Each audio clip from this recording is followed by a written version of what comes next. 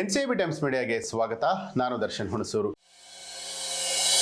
ರೇಣುಕಾಸ್ವಾಮಿ ಕೊಲೆ ಕೇಸ್ನಲ್ಲಿ ಜೈಲು ಪಾಲಾಗಿರುವಂತಹ ಪವಿತ್ರ ಗೌಡಗೆ ಮನೆಯೂಟ ಮರೀಚಿಕೆಯಾಗಿದೆ. ಸಂಕ್ರಾಂತಿ ಹಬ್ಬದ ಸಿಹಿ ಊಟ ಮಾಡಬೇಕಿದ್ದ ಪವಿತ್ರ ಜೈಲಿನ ಊಟಕ್ಕೆ ಸೀಮಿತರಾಗಿದ್ದಾರೆ. ಕೋರ್ಟ್ನ ಆದೇಶದ ನಂತರವೂ ಕೂಡ ಪವಿತ್ರ ಗೌಡಗೆ ಮನೆ ಊಟ ಸಿಗ್ತಾ ಇಲ್ಲ.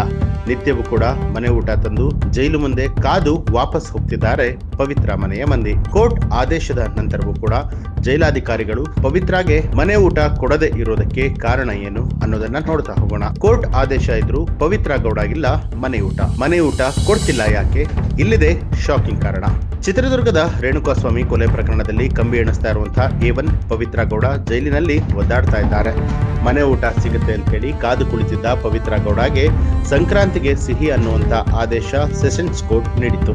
ಅಧಿಕಾರಿಗಳು ಮೇಲ್ಮನವಿ ಸಲ್ಲಿಸಿದ ನಂತರವೂ ಕೂಡ ಕೋರ್ಟ್ ವಾರದಲ್ಲಿ ಒಮ್ಮೆ ಮನೆ ಊಟ ನೀಡಿ ಅಂತ ಹೇಳಿತ್ತು. ಆದರೆ ಪವಿತ್ರ ಗೌಡಗೆ ಸಂಕ್ರಾಂತಿಯ ಬಿಸಿ ಊಟ ದಕ್ಕಿಲ್ಲ. ಮನೆ ಊಟದ ಕನಸು ಕಂಡಿದ್ದ ಪವಿತ್ರ ಗೌಡಗೆ ಮತ್ತೆ ನಿರಾಸೆಯಾಗಿದೆ. ಇನ್ನೇನು ವಾರದಲ್ಲಿ ಒಮ್ಮೆಯಾದ್ರೂ ಕೂಡ ಮನೆಯ ಊಟ ಸಿಗುತ್ತಲ್ಲ ಅಂತ ಹೇಳಿ ಕಾಯ್ತಿದ್ದಾಗ ಮನೆ ಊಟ ಸವಿಯುವಂಥ ಆಸೆ ಮರೀಚಿಕೆಯಾಗಿ ಉಳಿದಿದೆ.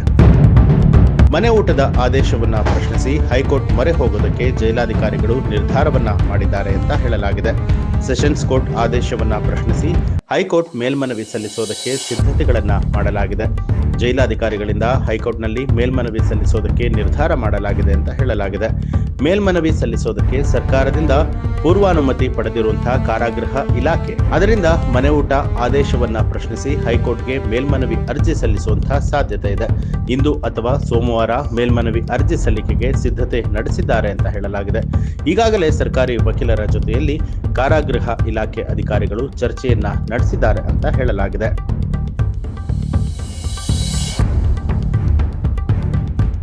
ಜೈಲಾಧಿಕಾರಿಗಳ ವಾದ ಏನು? ಮನೆ ಊಟಕ್ಕೆ ವಿರೋಧ ಬೇಕೆ? ಜೈಲಿನಲ್ಲಿ ಸಾವಿರಾರು ಬಂದಿಗಳಿದ್ದಾರೆ. ಎಲ್ಲರಿಗೂ ಒಂದೇ ತೆರನಾದ ಊಟವನ್ನ ನೀಡಲಾಗುತ್ತೆ. ಜೈಲಿನ ಊಟದಿಂದ ಯಾರಿಗೂ ಯಾವುದೇ ತೊಂದರೆ ಆಗಿಲ್ಲ. ಅಲ್ಲದೆ ಜೈಲಿನ ಊಟ ಪರೀಕ್ಷೆ ಆಗಿದೆ. ಜೈಲಿನ ಊಟ FSSAI ನಿಂದ ಪ್ರಮಾಣೀಕರಿಸಲ್ಪಟ್ಟಿದೆ ಅಂತ ಹೇಳಿ ಜೈಲಾಧಿಕಾರಿಗಳು ಹೇಳ್ತಿದ್ದಾರೆ. ಗುಣಮಟ್ಟದ ಊಟವನ್ನೇ ನೀಡಲಾಗ್ತಾ ಇದೆ. ಒಂದ್ ವೇಳೆ ಪವಿತ್ರ ಗೌಡಗೆ ಮನೆ ಊಟ ನೀಡಿದ್ರೆ ಉಳಿದ ಖೈದಿಗಳು ಮನೆಯ ಊಟಕ್ಕೆ ಬೇಡಿಕೆ ಇಡುವಂತಹ ಸಾಧ್ಯತೆಗಳಿದೆ.